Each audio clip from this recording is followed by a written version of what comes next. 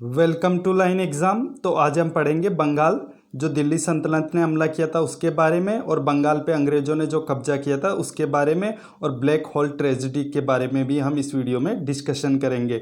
इससे exam relative काफ़ी important fact है। तो आइए स्टार्ट करते हैं पहले फैक्ट से।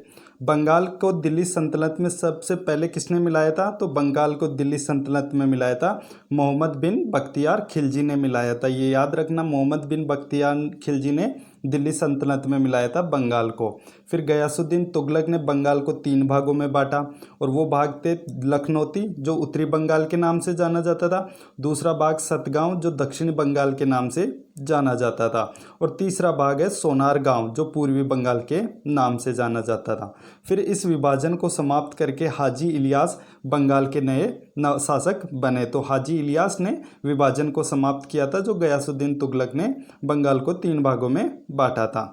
अब नेक्स्ट यहाँ पे देखते हैं सुल्तान सिकंदर शाह। ये बंगाल के हाजी इलियास के बाद में शासक बने थे। तो सुल्तान सिकंदर शाह ने कुछ काम करवाए थे वहाँ पे इंपॉर्टेंट, वो फैक्ट मैं आपको बताता हूँ। इन्होंने पांडवा में अदीना मस्जिद का निर्माण 1364 में करवाया। तो अदीना मस्जिद का निर्माण बंगाल में किसने करवाया? सुल्तान सिकंदर शाह ने। यहाँ ये भी पूछ सकता है कि अदीना मस्जिद है कहाँ, तो वो पांडवा में है, आप याद रखना, या बंगाल भी वहाँ पे ऑप्शन में आ सकता है। और पांडवा से इन्होंने राजधानी गोंड स्थानांतरित की। तो गोंड किन्होंने राजधानी स्थानांतरित की थी? सुल्तान सिकंदर शाह ने। और इसी के नाम पे बंगाल का पूर्व नाम पड़ा था गोंड। तो आप ये भी याद रखना कि बंगाल का पूर्व नाम था, यानी पुराना नाम गोंड था। अब इन्होंने सतपीर आंदोलन भी चलाया था एक। तो सतपीर आंदोलन भी सुल्तान सिकंदर शाह ने चलाया था। और इन्हीं के काल में श्री कृष्ण विजय की रचना मालाधर बसु ने की थी। तो मालाधर बसु ने किसकी रचना की थी? श्री कृष्ण विजय की रचना की थी। और बाबर के आक्रमण के समय बंगाल के जो शासक थे वो नुसरत शाह थे। तो ये भी क्वेश्चन बन सकता है कि बंगाल पे जब बाबर ने आक्रमण किया तो उस टाइम वहाँ के शासक कौन थे? तो वो नुसरत शाह थे। सुल्तान सिकंदर शाह ने काफ़ी अच्छे काम किए। तो ये एक तो श्री कृष्ण विजय जो काव्य है, इसकी रचना किन्होंने की थी? इन्होंने की थी मालाधर बसु ने, और ये सुल्तान सिकंदर शाह के शासनकाल में की थी इन्होंने। नेक्स्ट अब देखते हैं हम बंगाल के स्वतंत्र शासक। तो बंगाल के स्वतंत्र शासक बने मुर्शीद कुली खां। तो बंगाल के स्वतंत्र शासक कौन बने थे? मुर्शीद कुली खां। और इनका जो कार्यकाल रहा था वो 1713 से लेके ये 1727 तक वहाँ के शासक रहे थे, मुर्शीद कुली खां बंगाल के। मगर ये स्वतंत्र शासक थे, फिर भी ये मुगल बादशाह को रेगुलर एक कर भेजा करते थे। तो ये भी आप याद रखना। फिर अब इन्होंने इस राजधानी जो ढाका थी बंगाल की, उसको स्थानांतरित करके मुर्शिदाबाद कर दी। और मुर्शिदाबाद अभी किस नदी के किनारे? ये भागीरथी नदी के तट पर स्थित है मुर्शिदाबाद। तो ये आप याद रखना, ढाका से मुर्शिदाबाद राजधानी किसने स्थानांतरित की? तो वो मुर्शीद कुली खां ने स्थानांतरित की।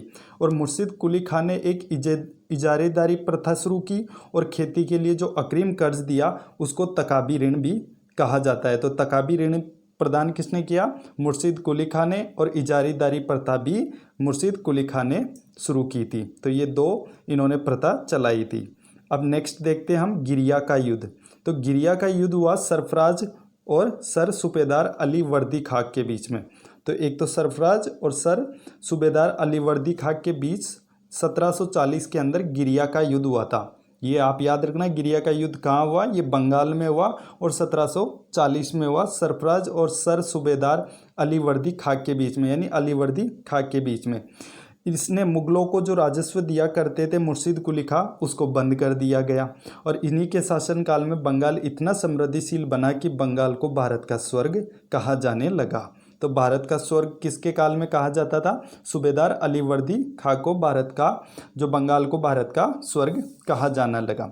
फिर अली वर्दी खां का जो उत्तराधिकारी हुआ वो सिराजुद्दौला बने। तो सिराजुद्दौला किसके उत्तराधिकारी थे? अली वर्दी खां के। अब नेक्स्ट देखते हैं हम यहाँ पे सिराजुद्दौला के बारे में। तो सिराजुद्दौला ने के काल में एक महत्वपूर्ण घटना होती जिसे ब्लैक होल ट्रेजेडी कहते हैं, यानी काल कोठरी की त्रासदी। ये कब हुई? ये 20 जून 1756 को हुई थी। और इस घटना के जो रचयिता थे जेड होलवेल, उनके अनुसार सिराजुद्दौला ने 20 जून 1756 की रात 146 अंग्रेजों को एक छोटी सी कोठरी में बंद किया था। और उसके अगले दिन जब कोठरी को खोला गया तो सिर्फ 23 अंग्रेज ही जिंदा बचे थे। तो आप याद रखना, 123 व्यक्ति यहाँ मर चुके थे। तो इस घटना के जो रचयिता थे उनका नाम एक याद रखना, जेड होलवेल। और ये घटना किनके काल में हुई थी? सिराजुद्दौला के काल में। और ये घटना बंगाल में घटी थी। और जो इस घटना की तारीख थी वो 20 जून 1756 को कालकोठरी की घटना हुई थी। ब्लैक होल ट्रेजरी भी आ सकता है वहाँ पे इंग्लिश में आपके साथ। नेक्स्ट अब पढ़ते हैं हम प्लासी की लड़ाई। तो प्लासी की लड़ाई कब हुई थी? तो प्लासी की लड़ाई हुई थी 23 जून 1757 को। और ये लड़ाई लड़ी गई थी सिराजुद्दौला और रॉबर्ट क्लाइव के। रॉबर्ट क्लाइव कौन थे? तो रॉबर्ट क्लाइव थे अंग्रेजों के सेनापति।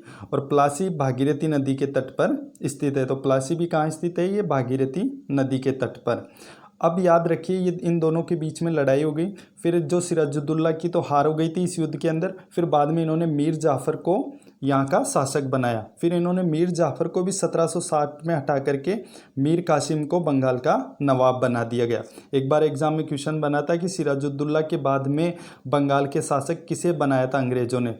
तो ये मीर जाफ़र और मीर कासिम में काफ़ी आपको कन्फ्यूजन रहता है कई बार। तो आप यहाँ पे एक छोटी सी ट्रिक यूज़ कर लेना कि जाफ़र में पहले इंग्लिश का वर्ड जे होता है और कासिम में पहला के होता है। तो जे पहले आएगा या के? तो जे पहले आएगा। तो इस प्रकार मीर जाफ़र पहले शासक बने थे और मीर कासिम बाद में बने थे। तो ये छोटी सी एक ट्रिक है कि जाफ़र में जे आ रहा है इसलिए जाफ़र पहले आएंगे, और के भी है, के जे के बाद में आता है इसलिए मीर कासिम बाद में जो बंगाल के शासक बने थे।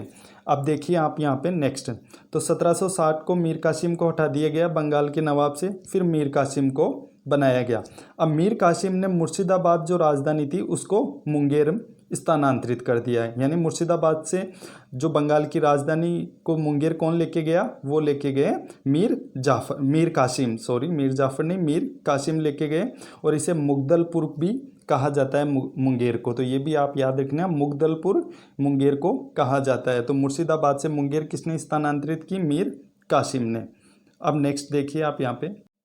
अब आप बंगाल की राजधानी का एक क्रम भी देख लीजिए, ढाका, मुर्शिदाबाद और मुंगेर। कई बार एग्जाम में ये आता है कि बंगाल की राजधानी का क्रम बताइए। तो वो पहले ढाका थी, फिर बाद में मुर्शिदाबाद हुई, फिर मुंगेर हुई। तो मुर्शिदाबाद की राजधानी किन्होंने बनाई? सर मुर्शिद कुली खां ने बनाई। और मुंगेर की मीर कासिम ने बनाई। मुंगेर की किसने बनाई? मीर कासिम ने।